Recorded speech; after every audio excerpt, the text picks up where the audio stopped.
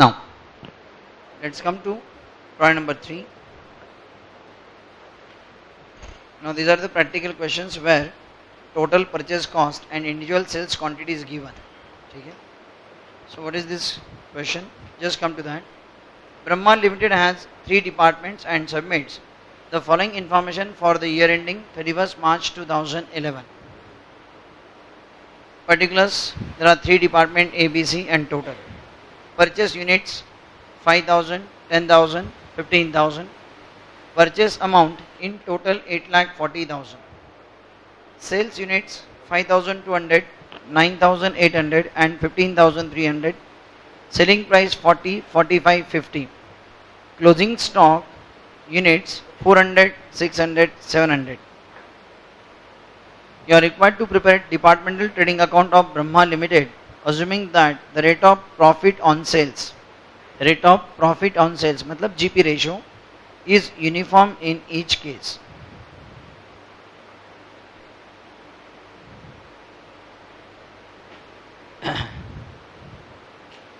देखो ये थोड़ी सी अलग वैरायटी है एंड द इम्पोर्टेंट ये जो है ये हम जो वैरायटीज़ मैंने डिस्कस की अभी कि you have to prepare department trading profit loss by, in that you have to allocate the expenses by using some reasonable basis, ये उसमें भी नहीं है.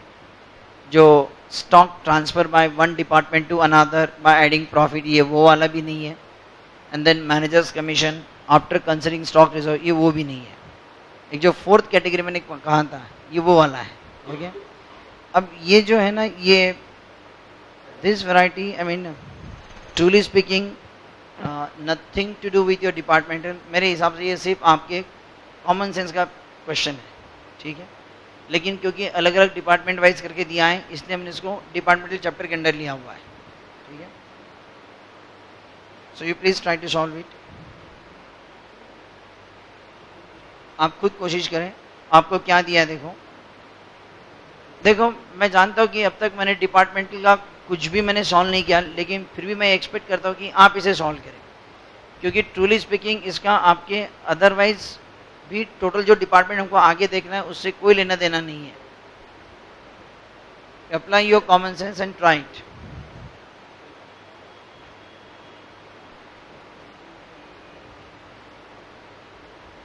Purchase units given to you 5,000, 10,000, 15,000. ये परचेस क्वांटिटी है.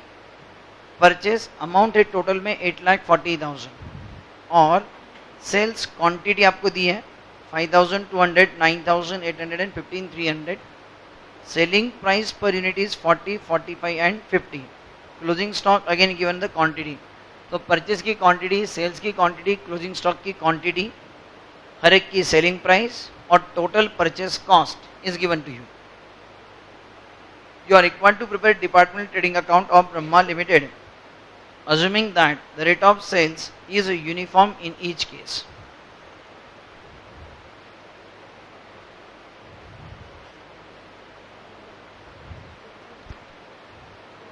तो क्या फाइंड आउट कर रहे हैं अभी आप पहले? परचेस प्राइस पर यूनिट,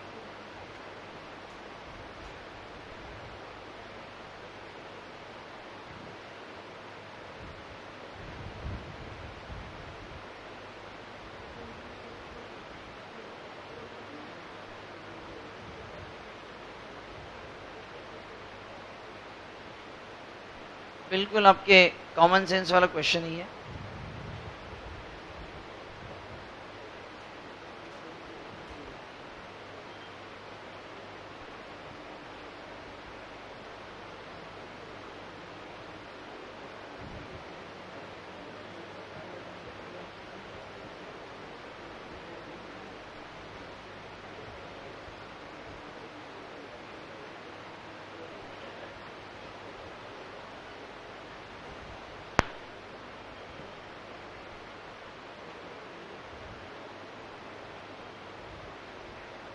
सिद्धांत हो गया है क्या?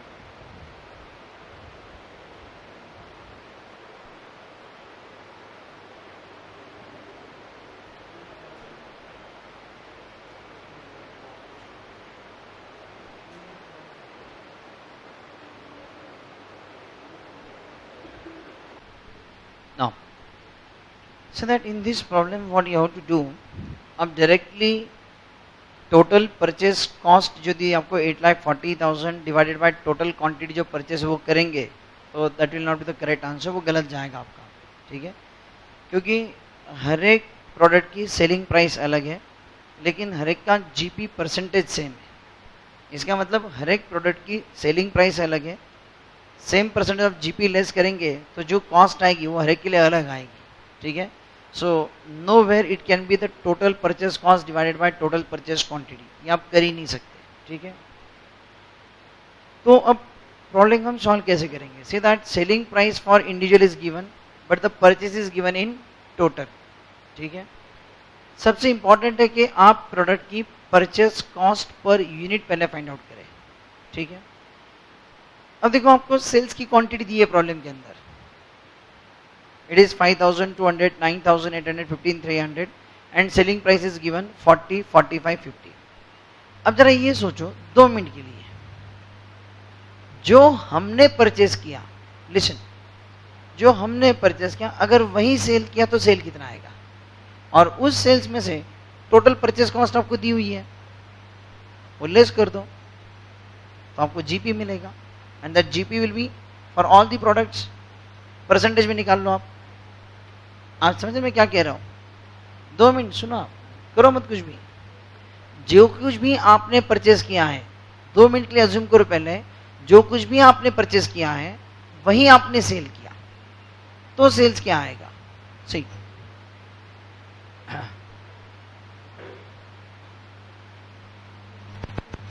Statement of purchase cost per unit, see how it will be,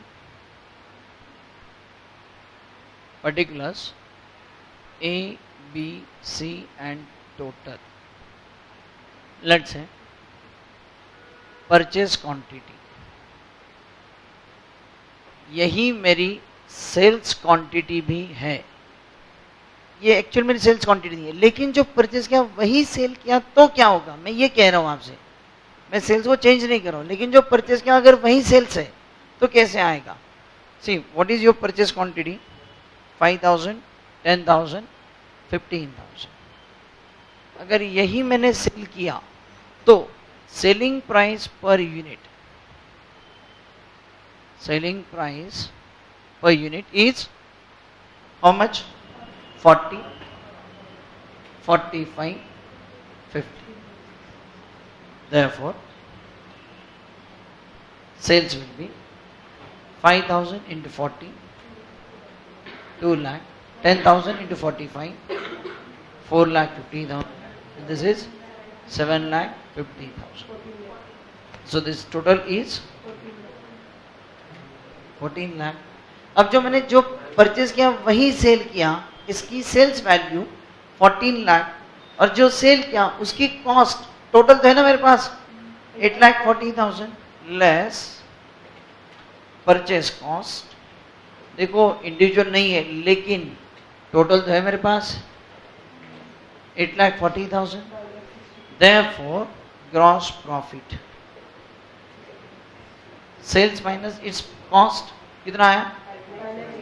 5,60,000, therefore GP ratio it is GP upon sales 5,60,000 divided by 14 lakh into 100, it is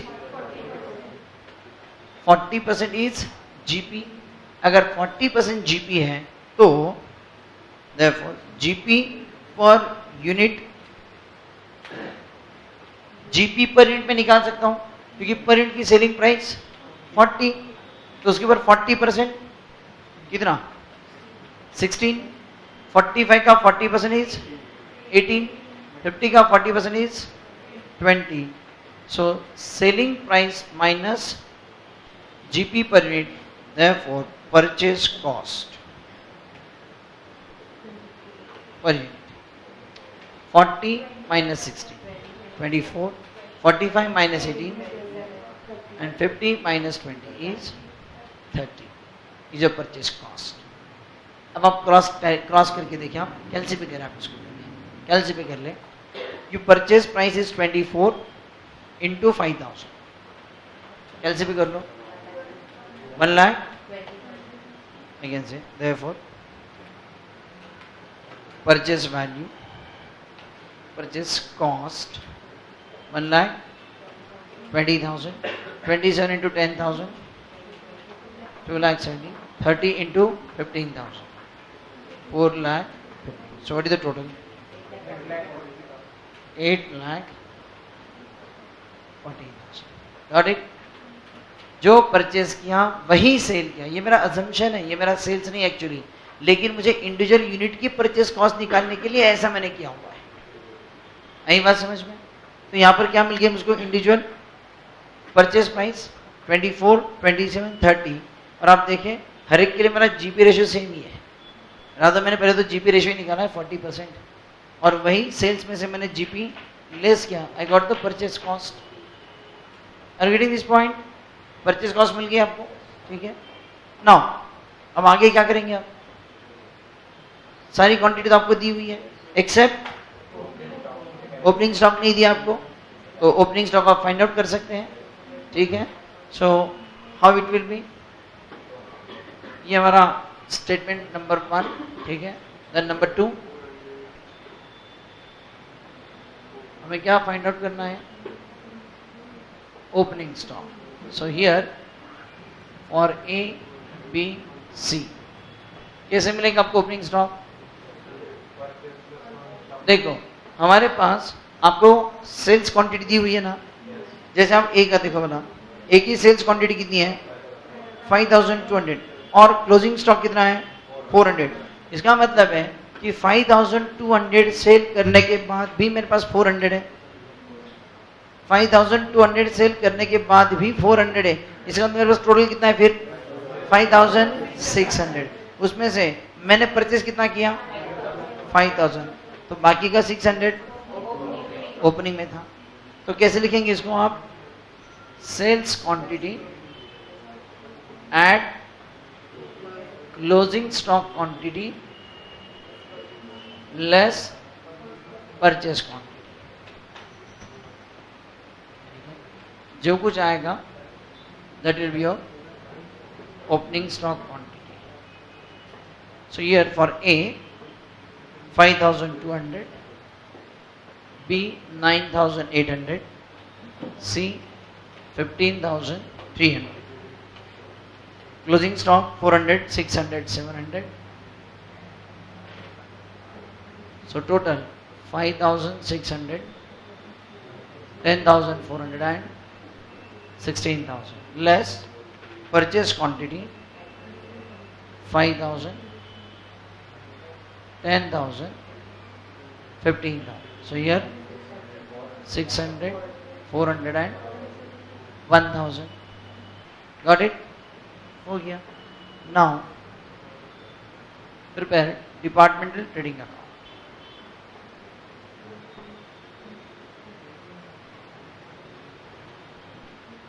Departmental trading account with 3 columns: A, B, C.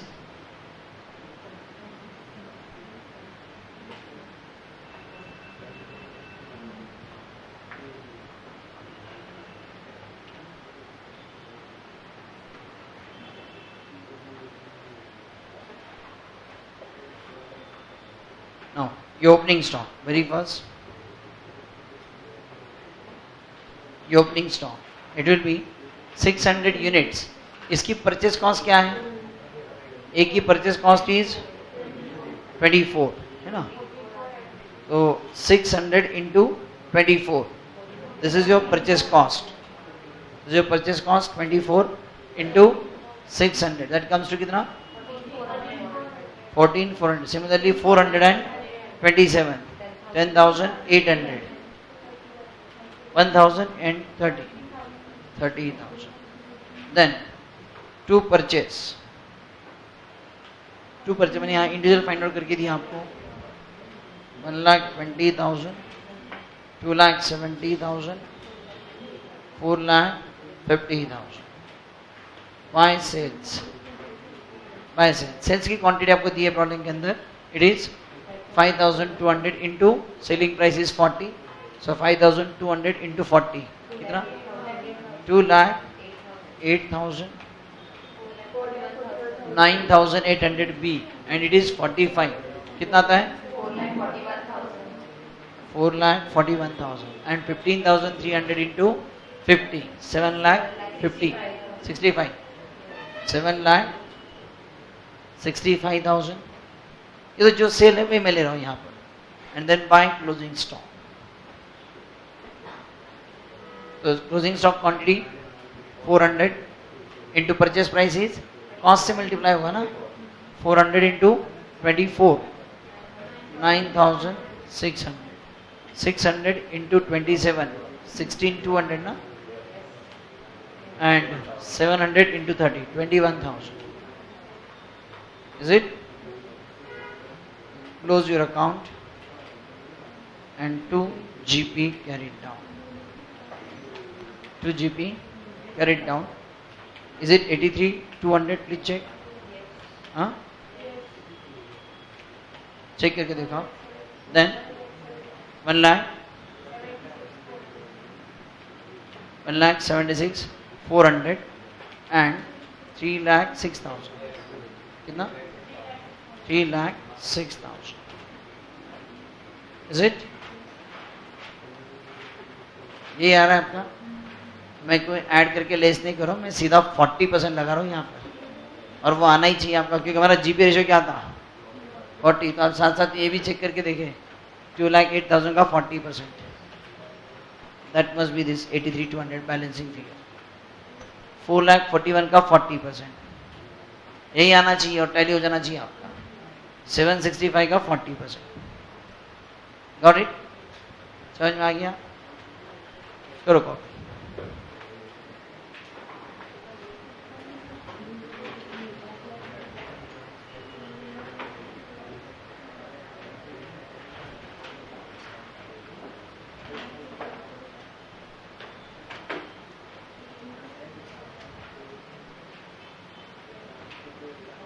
अच्छा बताओ इसके अंदर आपको क्या नहीं समझा? सब clear है? पक्का? अब एक काम करेंगे, ये प्रॉब्लम आप लिखना and then problem number 4, 5 and 6 बिल्कुल सेम टाइप के हैं, बिल्कुल सेम टाइप के, सब के सब एग्जाम का आए हुए हैं 4, 5, 6 ये तीनों प्रॉब्लम आपको होमवर्क, ठीक है? ये लिख लो पहले।